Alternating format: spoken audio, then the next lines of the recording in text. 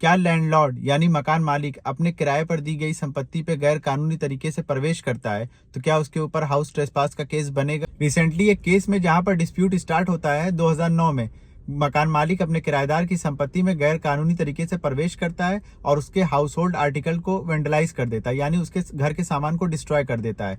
उस समय किराएदार और उसकी पत्नी वहां पर मौजूद नहीं रहते। जब दोनों वापस आते हैं तो देखते हैं उनका सारा सामान टूटा फूटा पड़ा हुआ है। ड्यूरिंग द ट्रायल जो आसपास के लोग रहते हैं वो ये गवाही देते हैं कि उन्होंने मकान मालिक को गैर कानूनी तरीके से प्रवेश और उसके सामान को तोड़फोड़ करते हुए देखा था। और ट्रायल कोर्ट मकान मालिक को दोषी मानते हुए 1 साल की सजा सुना देती है। बाद में फिर वो अपील फाइल करता है सेशन कोर्ट में। सेशन कोर्ट ट्रायल कोर्ट के उस आदेश को अपहेल्ड कर देती है, बरकरार रखती है, लेकिन सजा 1 साल से घटाकर 3 महीने की कर देती है। फिर उसके बाद लैंडलॉर्ड सेशन कोर्ट के उस ऑर्डर को हाईकोर्ट में चैलेंज करता है और क्रिमिनल रिवीजन फाइल करता है, जिसमें ऑनरेबल केरला हाईकोर्ट का ये ऑब्जर्वेशन रहता है कि ट्रायल कोर्ट की फाइंडिंग में किसी तरह की कोई कमी नहीं है और लैंडलॉर्ड को क्रिमिनल लायबिलिटी से इस आधार पर मुक्त नहीं किया जा सकता कि वो कमरे का मालिक है, जबकि प्रवेश गैर कानूनी कृत करने के इरादे से किया गया हो।